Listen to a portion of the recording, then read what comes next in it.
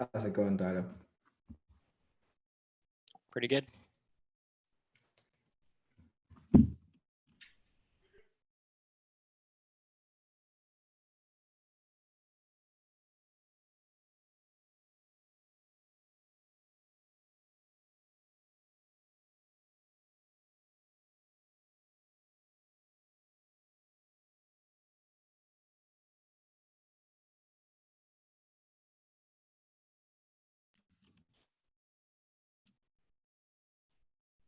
Jesse, do you know if Salesforce is any closer to allowing Zoom, or is it going to be on your phone for a bit? I don't know, man. I know that I heard some people had it installed, and I heard some people had it pushed to their laptops.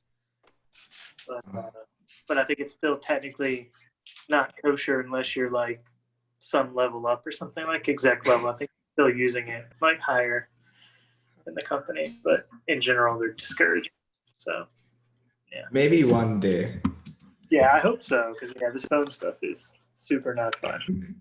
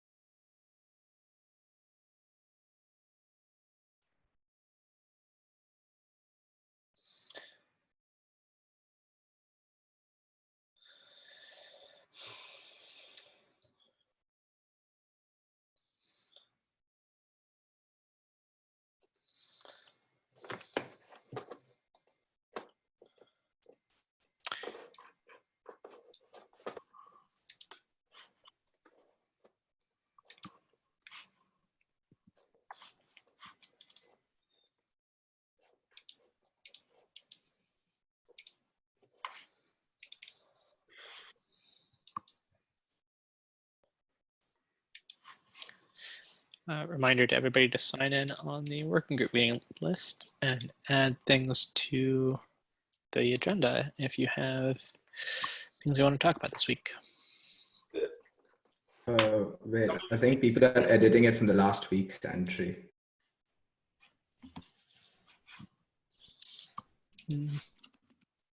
See 20. Yeah, I think updated with that. It was odd to see my own name there.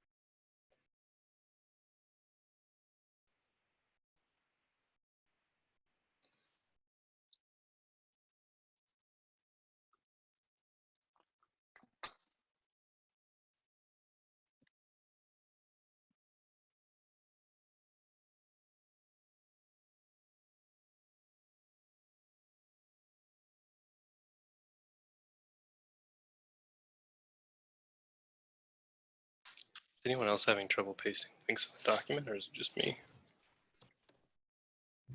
Just you. Oh, cool.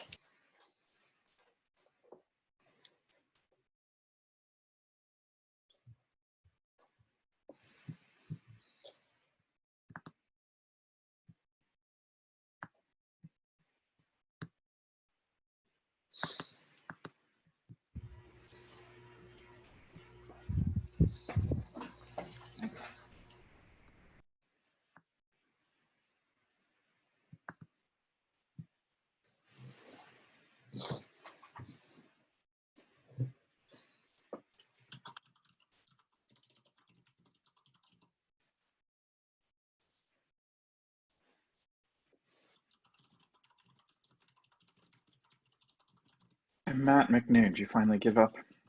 Get yourself a COVID haircut? Good eyes. I actually cut it myself. Uh-huh. You don't say. It seemed easy at first. And then one shaky hand and you realize, oh, no, got to do it all. More or less. Actually, there's one pair of scissors that apparently wasn't as good as I thought it'd be. Looks great, Matt. Stephen, you want to get us started? Yep, let's kick it off. First thing on the agenda is introductions. Any new faces here? Anybody who doesn't normally show up to this meeting, want to say hi, introduce yourselves? Yeah, this is the first time attending this working group meeting for me. My name is Kenneth Dumez. I'm an engineer on the Buildpacks release engineering team at VMware. Hey, I'm Tyler. I just rolled on to working on build at VMware. I was working on some of this stuff about a year ago, so I recognize some people. It's good to see you. Hi, I'm Josh. It's my first time at this meeting, and I am an engineer on the Buildpacks Round team. No, sorry, not Buildpacks Feature Range team At VMware. at VMware. Are we all playing facilitation chicken? Hi, I'm Or Sakil can I just not hear? from the build service team, VMware.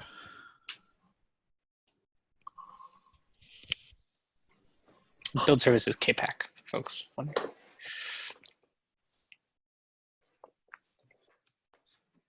All right. Welcome, everybody. Next thing on the list is standing item release planning updates. It's usually Javier. Guess we don't have him today. Yeah, given that he was just in a meeting with us. Well, we know at least about some lifecycle changes that are going to come down the pike, and probably some pack changes. When I talked to him in Slack, he's planning on later this week for a pack release. So that's an informal announcement to you all. Does anyone on the pack team want to clarify that other than Javier? Shall we ask Javier now? Release planning?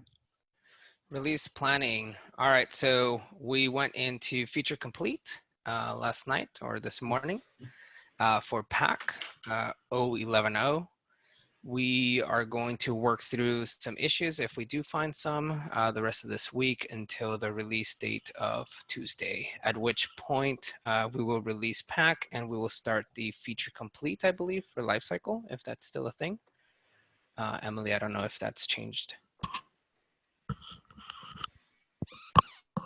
Can you ask the question one more time? Will the lifecycle be going through a feature complete phase, or did we change the Weeks from now? Yeah, I think we should. We got some performance improvements for remote publishing that are in there, and I don't see why we should cut a release.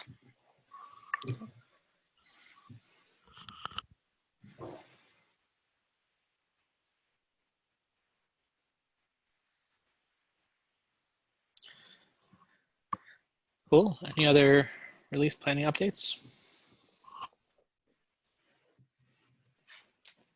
All right, I think we got a lot of RFCs to talk this time, so I'm gonna move kind of quickly here. Review outstanding RFCs. Does anybody, given that we have a number of RFCs we'd like to talk about this time, anybody mind if I bump that to the end?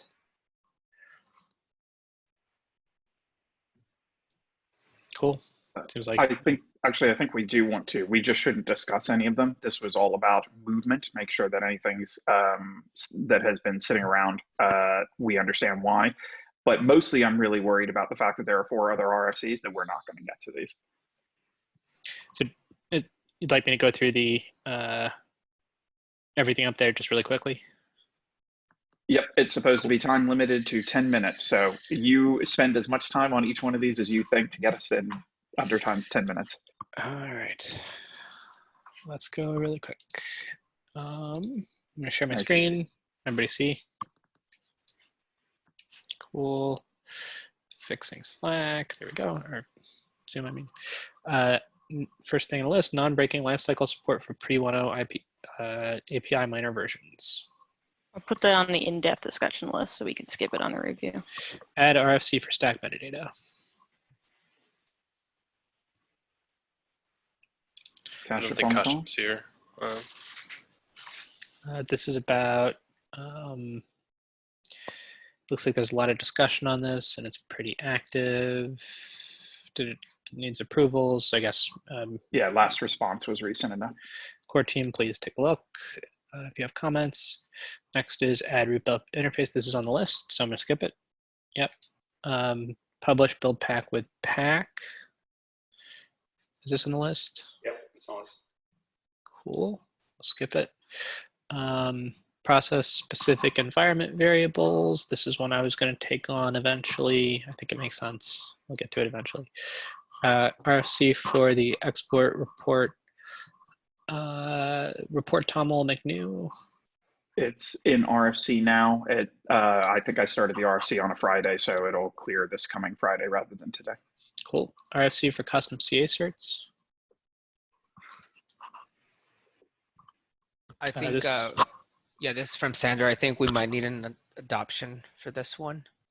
And I know that there's a lot of work being done in the root build packs that might change the implementation or the proposal here. Sounds good. Build plan merging. Yeah, I think we're going to talk about that. Cool. Image exposes metadata for all layers that participated in images build. We talked with Paul. Sorry, yeah, Paul took away to do some more work and do another submission, which I don't think we've seen. Sounds good. Issue workflow RFC. Draft. Oh yeah, we said we were going to skip drafts, right? And app image extensions being superseded and combined with the other Joe's root build pack as an interface for app image extensions. So we won't talk about that. Anything else in the review process? I think that's it. Cool. Stop sharing. And next thing on the list is references for incubation. I put out a call into Slack today, but I'll put it out here as we move into incubation, or as we attempt to move into incubation. At the CNCF, we have got all of the platforms that currently integrate cloud native build packs covered. We have them listed and the TOC is satisfied with them, but we'd like to fill out the number of end users. So if you are specifically not a VMware employee or not as part of your VMware duties, working on individual build packs or building applications with build packs, please go ahead and let us know. You can either do it privately, DMing me, or you can respond in the thread there.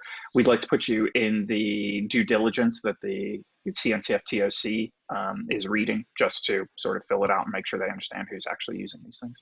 I think also if you are a vendor and your end users are comfortable with talking to the TOC about their usage, that is another angle. Find what TOC is for the group here. Technical Orientation Committee? Technical Oversight. Yeah. Oversight? Yeah. Oversight Committee, yeah. It is basically the top tier technical committee inside the CNCF responsible for projects coming in and graduating between different phases and doing general technical leadership.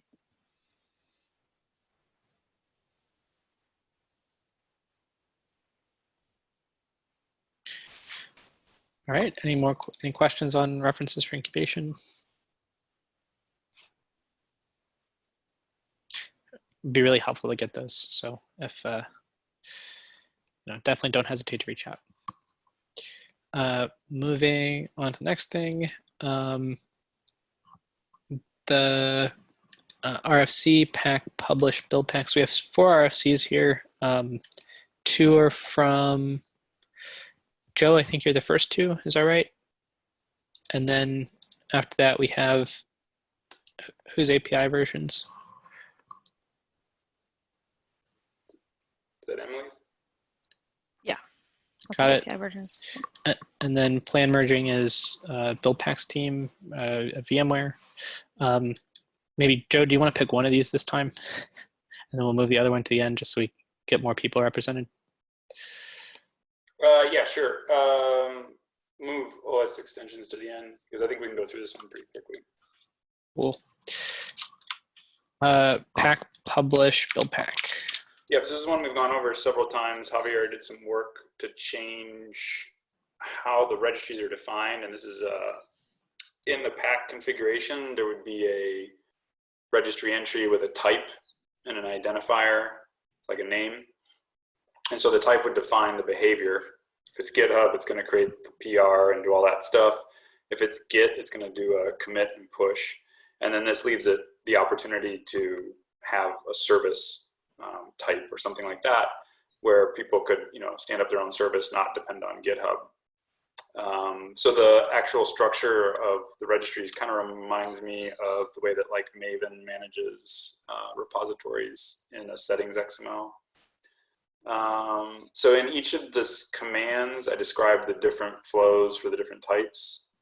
When the type is Git, it does this. When the type is GitHub, it does that. I think that's largely the same. It's more about how we control the path through that flow that's changed. I read all the comments that people left, and they're mostly on the alternatives, seemed fine. The one I wanted to call out is the infer registry type. So instead of the type field, we could infer the type based on the github.com host or the fact that it's a Git repository on the file system or whatever it is. So I actually kind of like that, but I don't really have a strong feeling one way or the other. Yeah. So that's all.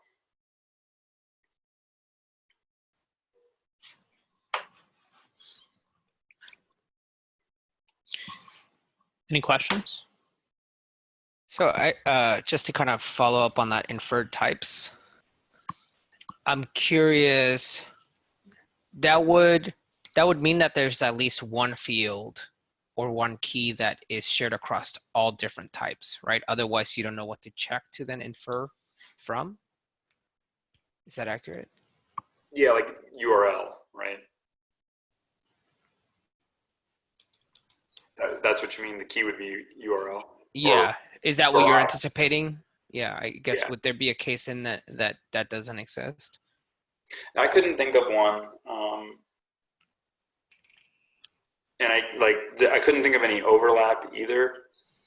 Like for GitHub.com, it's GitHub.com. Nobody's running a service on GitHub.com. For Git, it would be the only one that supported the local file system path. Or we could special case. I think the Git thing, we could just special case. And then whatever service would just be HTTP, something that's not GitHub.com. But again, I don't feel strongly either way.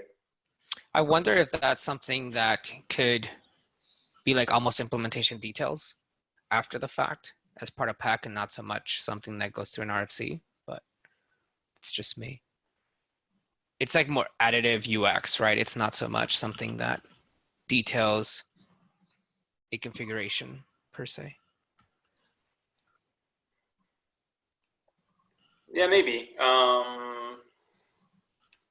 I think it does touch the user a little bit, and that kind of thing I would want an RFC for the how it's specified here. But yeah, I think very few people will be changing the registry. Yeah. If we're okay with that, I know Ben Hale, I believe, added a comment about using an actual GitHub application and using a refresh token or something of the sorts. Yeah, that was under the alternatives, but that requires running a service. That was a comment about running the service, I believe, right? I read through this and I didn't see, I feel like I can address these comments.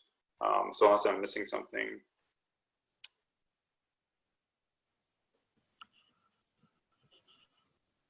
It doesn't really have to be running a service though, right? Like that's basically, it's a token held onto by a client, right? Oh, like I see. it's represented. This is going to GitHub headlessly. Is that what you're saying? Without using a web UI. Yeah. Right. Yeah. Yeah. So totally. I think that that would solve the problem of transporting and storing a user token. Well, there is some kind of token, but it's an access and refresh token, which is, sort of well understood. Yep. Maybe that's something worth elaborating on, because I think that might be preferable as far as the implementation goes. Possibly. I might still want to default to the web browser, but yeah, I would definitely add that in. So regardless of I think the point I was trying to make is, like, we can default to the web browser. Love that idea. I think it's probably the best UX for most people. But if we are going to support this kind of flow, we shouldn't have like a personal access token. We should actually have a real OAuth token. Right.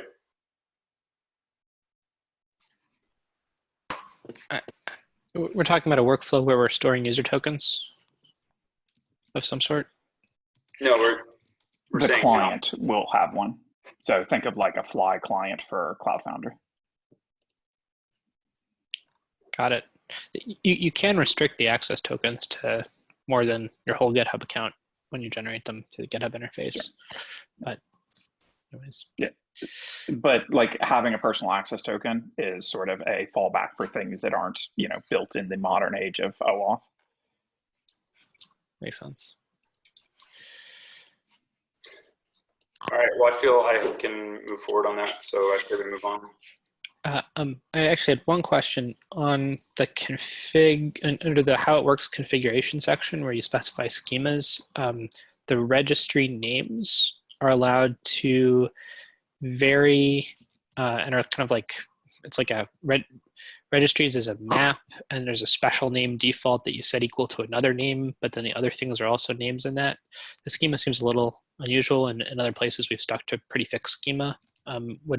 Is there a reason we don't, or might propose like registries be a list of objects that each have a name and a type, and then there'd be a top level key like default registry that sets it. Is this chosen intentionally to avoid a drawback of that, or is it just kind of an arbitrary thing? I don't think so. Javier, did you have any thoughts on that? I started with that and then eventually moved to this, but I'm not sure exactly why.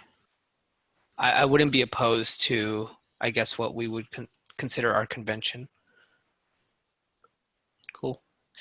I can leave that as a comment, but I would definitely like to see that, or I think it would make it more similar to the rest of how we use TOML files. Oh, I guess one of the things was that the keys, right? You wouldn't know, like the keys are very specific to the type. But I guess you see that here too. So yeah, it might have just been kind of like some mind mapping, brainstorming that eventually landed in this, but unintentionally. Cool. Anything else on that PR? RFC?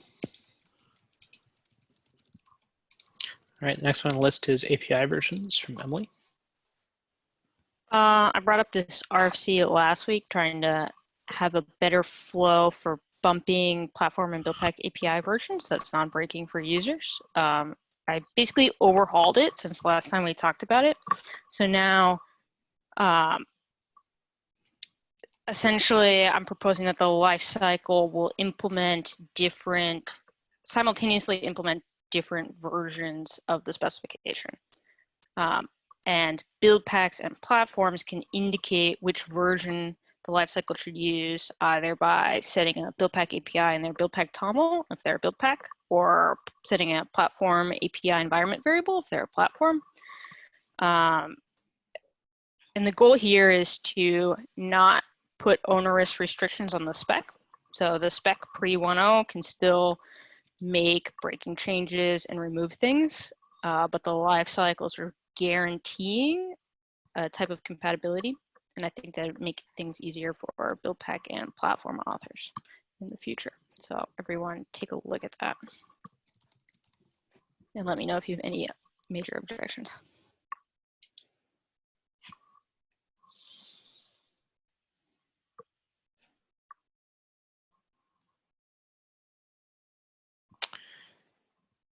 Any other comments on API versioning?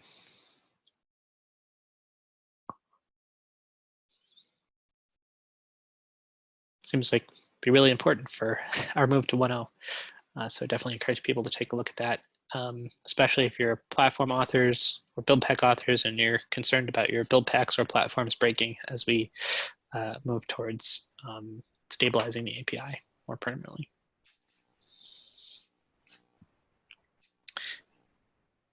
Next on the list is plan merging.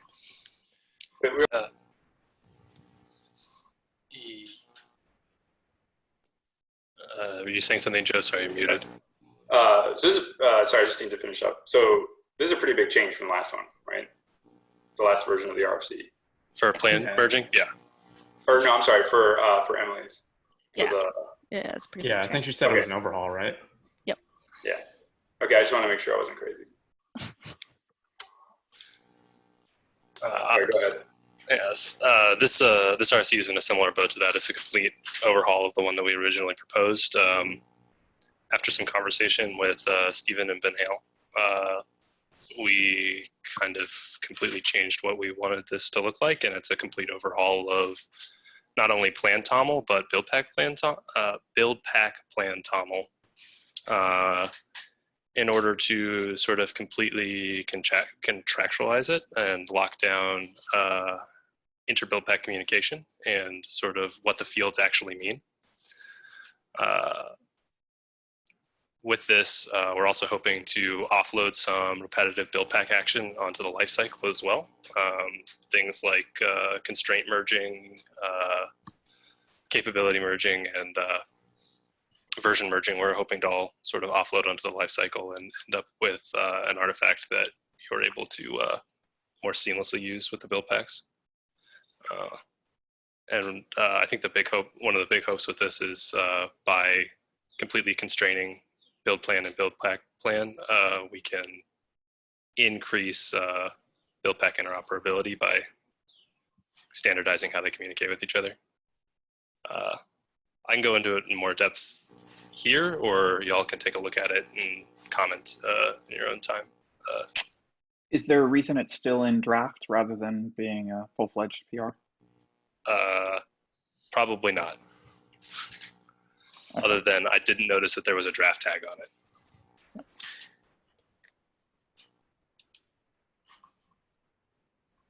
Would you like to upgrade it to a full-fledged PR? Then it'll get reviewed every week and all that. It seems like you're ready to present it. Yeah. Cool. I could call out a couple things that I really like about this, or that I think are interesting. This starts to make use of, so we have this build plan contract right now where early build packs can say, I can provide these things, sort of like a source. And then later build packs can send messages to the providing build packs through requires that say, I need this thing to be available. And then for detection to pass, all the provides must match up with at least one require, and no requires can be there that aren't fulfilled by a provide, if that makes sense, at least one provide. That's the old build plan mechanism. In the past, we hadn't used the provider side for anything besides saying you can provide something. And we hadn't used, and the require side was difficult to find the right kind of set of fields that made sense in the require side. It's a version field, but you don't do anything with it. There's an arbitrary metadata field and a lot of patterns around designating things as build or launch that were kind of awkward and required a lot of logic on the provider side to merge. This gives the provider more capabilities than just providing a name of things that get sent to it. Like it can say things like lifecycle, take all the versions from all the previous, from all the things that require the dependency, and find the common version range for all of those using subver, or just leave them exactly as they are, and I'll make that decision when the build pack runs. So in a sense, it's non-breaking to the current behavior. The TOML format does change. It also means that as a providing build pack, you don't have to run through many copies of the require where some duplicates may be out of order or whatever. You just get one entry per thing that has all the information kind of nicely formatted. It also creates a think as a concept of capabilities that merge all, like give you an or merged bool set of things that will, any particular requiring build pack can flip on. So like launch, whether it's there at launch or build, or it can be used for other things like whether a compiler flag is needed, like Nginx is compiled with this, right? It kind of adds functionality and makes it easier to kind of continue the conventions that we've had before, such as using the launch and build flag and the capabilities.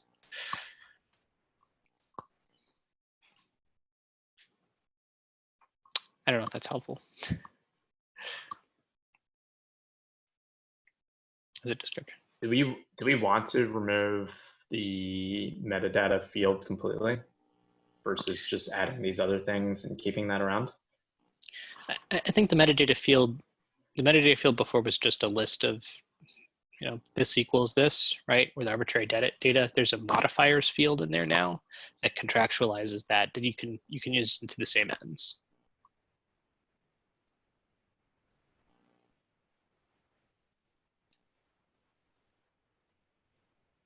But there's a question of like, should you just merge arbitrary metadata together? Probably not, but for modifiers, there's an option to merge the modifiers together, so it starts to make more sense.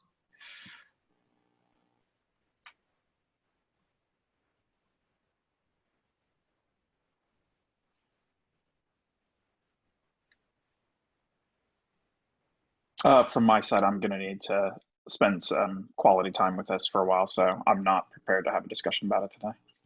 Cool. Any other questions about it?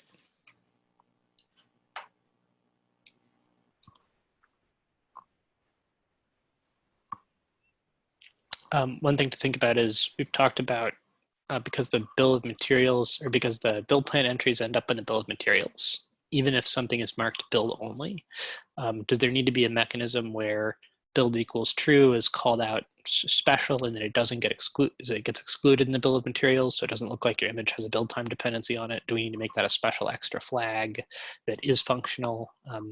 Are there, I think that's maybe an open question here, because currently if your build time dependencies change, but the image it generates doesn't, like your NPM version changes, but your node doesn't, it breaks image reproducibility because you put the build time dependency on the image, even though the image may look exactly the same as it did the previous build. This should make it easier to, get an answer for whether we need to remove that from the bill of materials. But, I can see there being different opinions about how that should look. Can you add that or comment under unresolved questions? It's probably worth at least capturing that. Yeah, totally.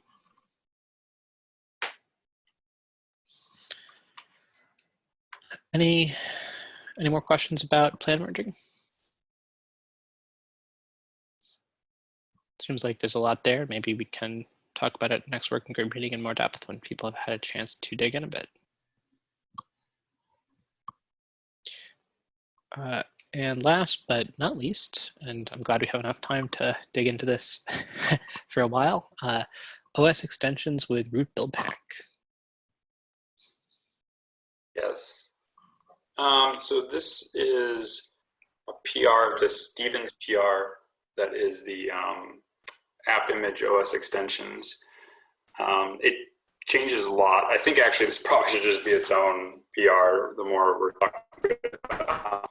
It is to change the interface, which was new image that will extend the status that allowed to specifically add packages, right? And the change that I'm really after here is changing that interface to a build pack interface. Joe, your audio quality's a little bit, I don't know, can other people hear Joe? Oh yeah, it says it's like garbly for me. I sent Joe a message about it. Yeah, I have a like cutting in and out. Maybe turn your video off.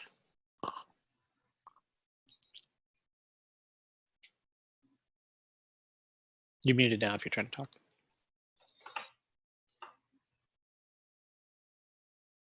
It's all going wrong for Joe. Does someone else need a screen share? Yeah, maybe I'll stop the screen sharing. Oh yeah. Would you like me to screen share instead? That sounds good to me. And you can tell me what to do. I got a pretty fast connection over here. No need to brag. Yeah, I just wonder if the web client is like not conducive to doing cool things like sharing screens. Do I sound better now? So far.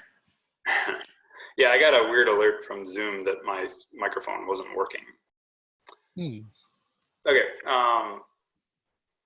So yeah, so just to recap, the goal was to change the interface for the extension mechanism to being a Buildpack that runs with privileges. So in Steven's PR, he had sort of 3 different cases. One was creating a builder with the extensions. Second was extending a builder. And then the third was pack build. And so I moved the creation of the builder and the extending of the builder to alternatives. And we actually Steve and I talked about this, and I think we're just going to remove them from the RFC as a whole, and we can address those independently because they present a whole bunch of other complexities. So the focus of this is really on pack build, so an app developer extending their stack at pack build time. Let's see, yeah, so a build pack would be defined as a privileged build pack and it's Buildpack TOML. There would be a list of build packs. We talked about, actually, I'm showing 2 lists of build packs here, one for the build image and one for the run image. But I think we talked briefly that we would like to just merge that into a single list. Maybe have a mechanism for, saying this one doesn't run against the run image or something, but the default would just be one list of root build packs. That list would run before the regular application build packs, and then each build pack would produce a single layer, which you could essentially slice and exclude from using launch TOML and some new additions.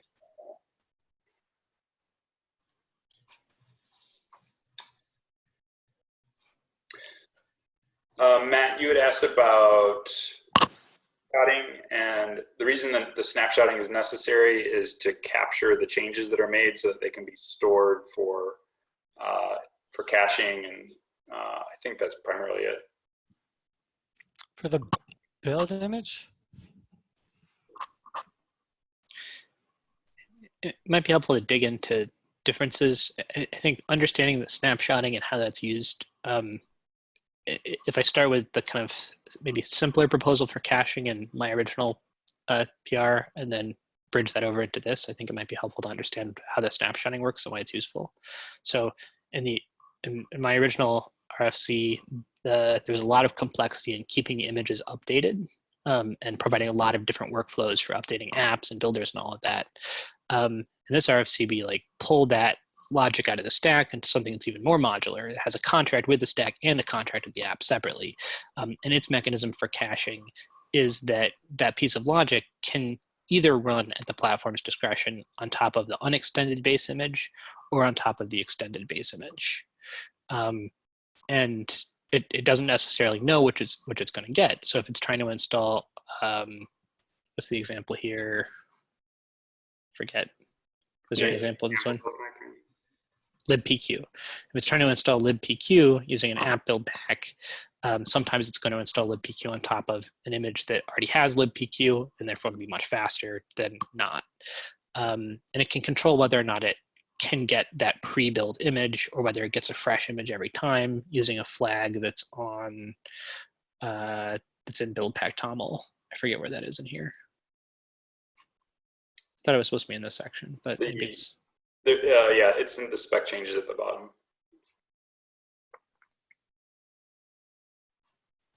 Yeah, here. So if I could attempt to summarize, Stephen, in the case that that flag is enabled, you'd snapshot the result of the root build packs and then be able to provide that image for subsequent builds.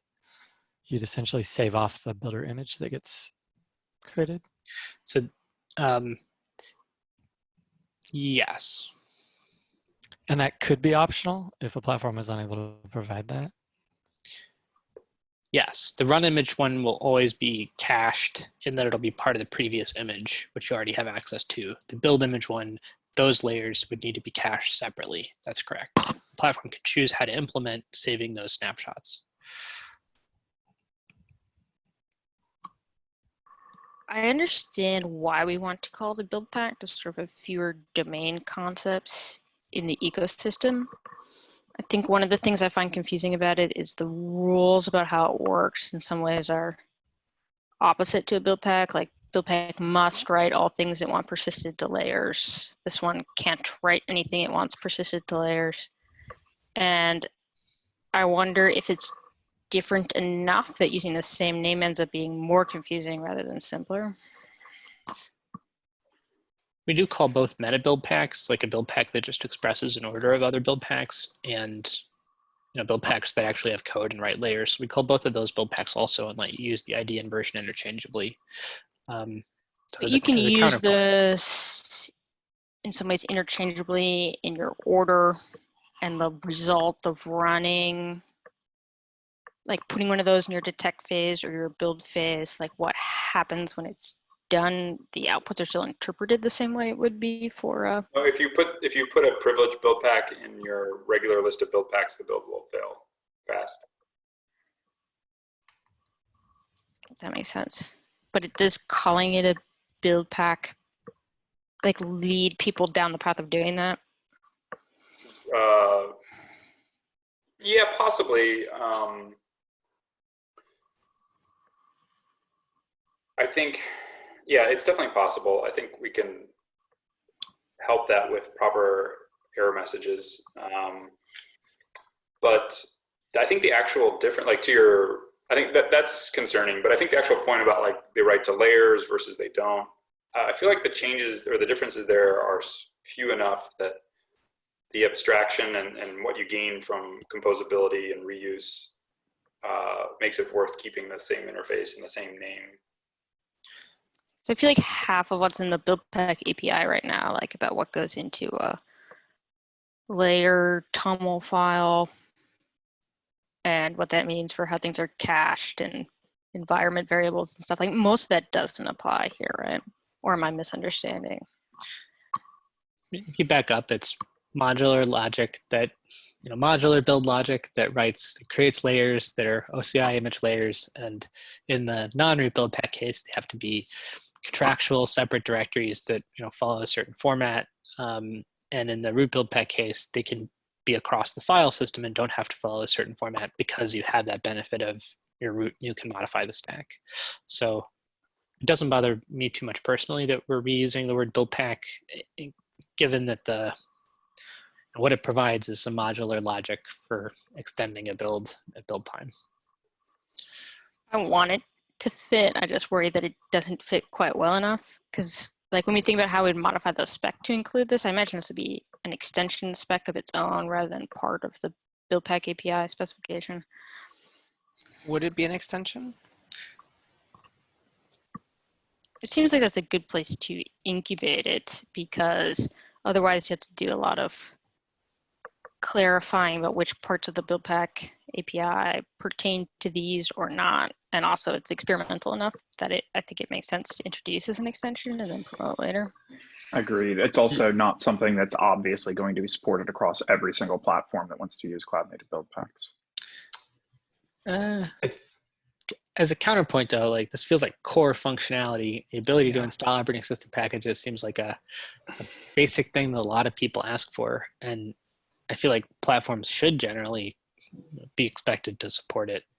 And using Conoco, you don't need a Docker daemon. You can do it all in user space. There's no trade-off aside from performance, right? That you encounter, especially because the platform administrator could control what build packs are available, so that they could, for an individual user of a platform, you could say there are no root build packs here. You can't take the performance hit.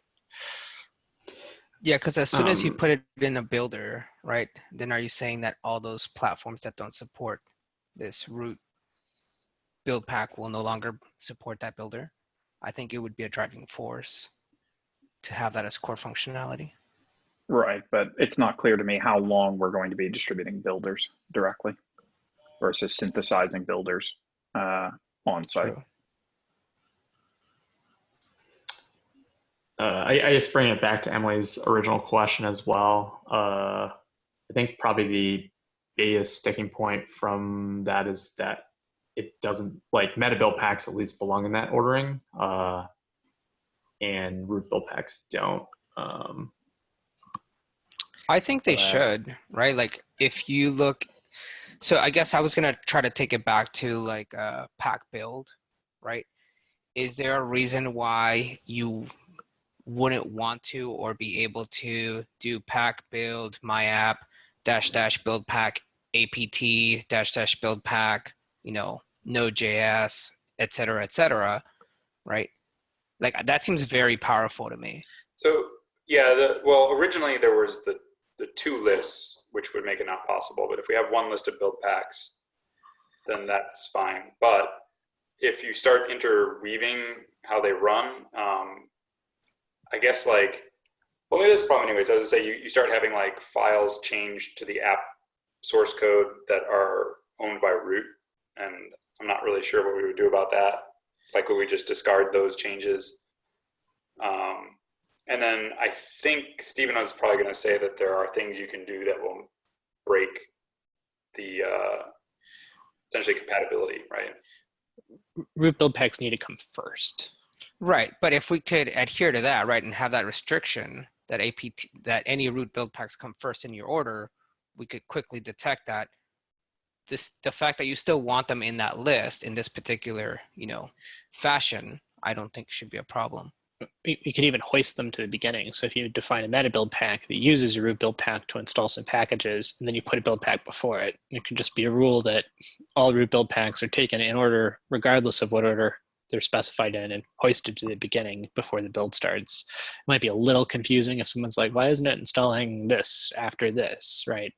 But you know, we don't even have to make it fail. We could just make it work, or even hoisting applies, but only if the root build packs begin at the start of a meta build pack or something like that, right? Then if you manually specify app after bundler, it would still fail, right? Yeah. I mean, I hear Emily's concern, right? Like, but at the same time, I do like the idea of, you know, build packs being like, we already have two types. So adding a third type doesn't scare me all too much. But what I do think we should do is kind of emphasize the fact that there are different types of build packs, right? And then kind of elaborate on that a little bit more, at least on the docs website, and how that translates into spec would be very similar. I think I agree. I think there's a powerful construct that Stephen talked about meta build pack, having root build packs and meta build packs. Like I can totally imagine a world where you're building a build pack, but you don't want to assume something is on the stack image. And maybe like for the rest of these things that you want to kind of transform and run, like you put like a meta build pack that basically sets up the rest of your build packs for success in that chain. And then it's like one nice package. Definitely does introduce some optionality though. Like your build pack can either declare mix-ins in the stack image that have to be there already, or your build pack can declare, you know, hey, I use the apt-root build pack to install, you know, this stuff. Or I don't think we've talked about mix-ins, right? That seems interesting. Yeah, they're definitely, I think mix-ins are more about LTS packages that are, you know, ABI compatible and can be updated out from under the app, right? And this is not about that. This is about, you know, packages that could be from a PPA or, you know, a lot more flexible than what the mix-in interface provides. So I work on a platform that actually implements, you know, OS packages for Doku. We don't use build packs for any of this stuff, but for operating system level packages, they typically don't come from a PPA. Like that is an option for our users, but a lot of them just use, you know, packages that come from the base operating system. They're just not installed by default. That would totally be an option here. The other thing is that, like, sorry, I don't know that. I guess, are we saying that the root build pack here isn't necessarily constrained to just operating system level packages, that it just operates as root? It just so happens to enable this functionality? Yep. Okay. And so then the platform itself can choose to include root build packs as a functionality or a feature, and also provide some root build pack functionality inherent as part of the platform versus a user and like doing that. Is that correct?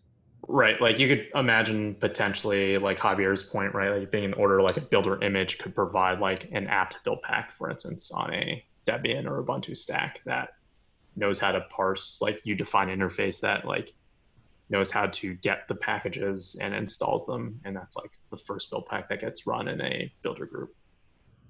Okay, that makes sense. From my perspective, that sort of functionality would work for me, given that I don't think that it's possible, or that it's likely that we would, as a group, all share the same notion of needs for operating system level packages. Like there are packages that you might have that are, you know, files in the repository, or there are other steps that you need to take in order to prepare the base repository or base image to support it. So I think if they're just build packs, this works. I guess as I haven't looked at how you handle OS standard package stuff. I guess how are you doing that today on? It's kind of crappy, I'll admit, but there's a set of like 10 different files that you can specify. So you can specify like environment variables that you want to have in scope for when you're running a command. So that's useful for if you're installing like SQL Server dependencies. You can specify app.conf. You can add new PPAs.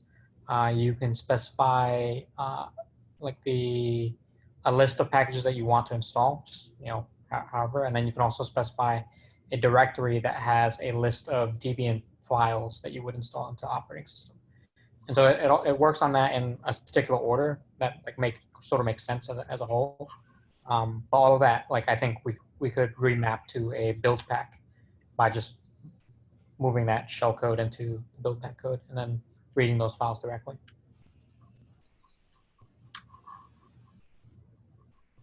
From my perspective, I think this is like kind of useful because I can't, like we do have folks who want to have, for instance, a base operating system that's CentOS based or something, and I can't imagine that like it would make sense for the Buildpacks group to standardize how to specify packages across different operating systems and like the minutia for each individual operating system, and instead like each platform might say this is the thing that we support for our service, whether or not it's Ubuntu or what have you. So a question from my end is that how does this factor into like the mix-in landscape then for managing packages? Because I noticed there's like that paragraph in the motivation saying that mix-ins already allow build pack authors to create build packs that depend on an extended set of OS packages without affecting build time.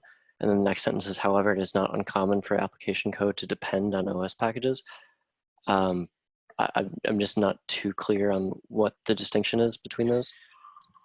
A mix-in is a contract between a build pack and a stack image. It says like, as a build pack, I should only be run on stack images that have, you know, like image magic, right, built in, because the build pack logic itself, or the thing that the build pack does, will always use this, you know, package. And it's only for, in the case of the stacks we've defined so far for the project, it's only for LTS packages that, you know, like Ubuntu 18.04 LTS packages that may fall out very out of date in terms of their upstream version over time, but receive security patches. And they can be sort of safely rebased out from under the application. And they're very performant because it's the stack author's responsibility to keep them in there, right? This is about, you have a Ruby app, like image magic is a bad example in the previous case. The previous case, it's like, you want, you know, curl, right? Something very generic. Doesn't really matter what version it is. Say you're a Ruby app and you need the latest version of ImageMagick to do image processing, and that's an operating system package that has a whole bunch of operating system level dependencies. This would let you say, for this application, I'm willing to take the performance hit of running apt-get install so that I can, start, instead of as an app developer, me having to choose a really big base image with a bunch of stuff on it, like in the Potato case, the full image that has like everything that you could want as a Ruby developer, right? You could start with the base image and use the apt root build pack to say, I just need ImageMagick. And maybe you want to get ImageMagick from a PPA, like a really new version of it that has the latest image processing algorithms, right? So it's more about the app developer and less about the person creating the environment for app developers. Gotcha. Do you think then that means that the list of libraries or the list of mixins on, say, the Paketo stacks is likely to get significantly smaller since many of those libraries are actually application specific rather than Buildpack specific? I think it's more like because many times that performance advantage of having all of them there is worth the trade-off, if that makes sense. I think the outcome is more like people may be more encouraged to use the base for organizations that really care about, they want the smallest possible run image in the world, right? They're going to use the base image and then tell their app developers to go figure out what packages they need more, or create root build packs that install packages of different sets for the app developers, right?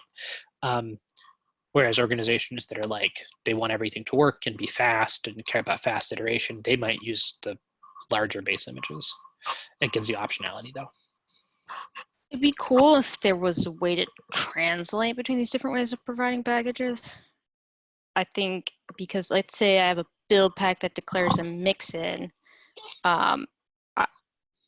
but there's an apt build pack that could provide the same thing. There's no way to do both, like not require that if I'm on a stack that already has it versus collaborate with the apt build pack if I'm not.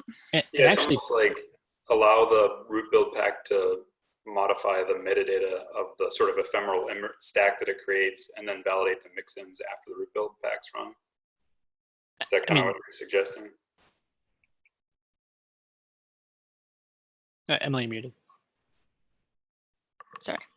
Right now, if I wanted to work on a stack that had the apt build pack but not the mixin, I would actually want to take the mixin out of my build pack, but then that would make it not do the correct validation in cases where it wasn't there. You could also not specify the mixin, specify the app build pack, and then the app build pack would be a no op, right? When it tries to install the package that's already there.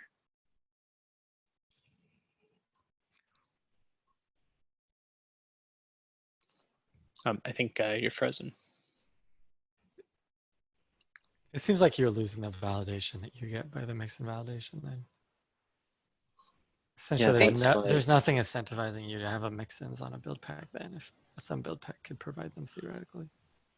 That was my concern as well. Mixins are generic, right? So like mixins could be used for just about anything, similar to like labeling resources in AWS, or more specifically in CI tools saying that, hey, I want this very specific runner. It's more narrowing down exactly what you want from a stack perspective. That's the way I see mixins. And it just happens to be that, by example, we use them to reflect OS packages because that's one of the RFCs I believe that we kind of took on for the Buildpacks proposed, stack ID. Is that accurate, Stephen? Yeah, exactly. A mixin is not necessarily an Ubuntu package. We've just defined them that way for IO, Buildpack, Stacks, Bionic. And we have different notation for saying, like, this is a mixin, it's not an Ubuntu package. It's a collection of utilities, right? I think the framing of, like, mixins are about things Buildpacks want. And, so OS extensions is about things applications want, right? And that the underlying problem is if we let build packs arbitrarily install packages, if we encourage that workflow, right? Where every build pack can just specify a list of packages that need to get dynamically installed ahead of time. We really slow down builds everywhere. Everybody's going to put tons of packages in there. Every single build will have an applicant before it. We'll lose a lot of the advantage of the performant model where the build packs only write individual layers and the thing under it can be rebased out from under it. That's part of, I do think that risk is inherent in modularizing root build packs out, but at least it gives platforms the ability to control whether or not that's a feature that's like what root build packs are available, right? Where a platform could turn that off and just say, hey, everything has to be done through the Mixin interface so things don't get really slow. As long as we keep it as a contract between the app developer and the platform more, right? We don't risk the, or we take less risk in, slowing things down.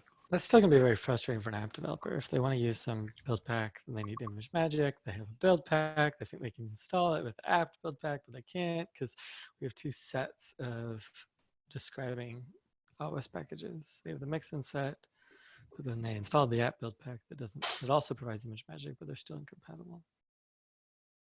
All right, we're just about out of time. I wanted to recap. We're definitely not done with this, but I want to recap the changes that I know of. So I'm going to remove the alternatives and link to the other RFCs. I'm going to combine the list of build packs into a single list of build packs, and we will propose hoisting the root build packs up to the top. I'll call out that the snapshotting could be that there are alternatives to that, storing the ephemeral stack as Matt suggested. And then if anybody knows the opposite of idempotent, I don't know what that one you've got highlighted there should be called. So, and also, yeah, just. I think it's worth highlighting the Mixin discussion, even if that's unresolved. Just capture it. Probably, well, I assume we'll keep talking and, about that, but I can try and capture that, yeah. And just, sorry, just a note for people to look through the launch toml stuff here, because there's an interesting caching system where you can, excluding things from the image is tied into caching them and being able to get them back more persistently in the next run. There's some complexity there that we didn't talk about that's worth looking into for people that are interested. Yeah, and for the hoisting thing, I don't know if it's worth capturing maybe potentially the meta package use case or meta build pack use case. No, definitely. I think that's critical to that discussion. Cool. Thanks, everybody.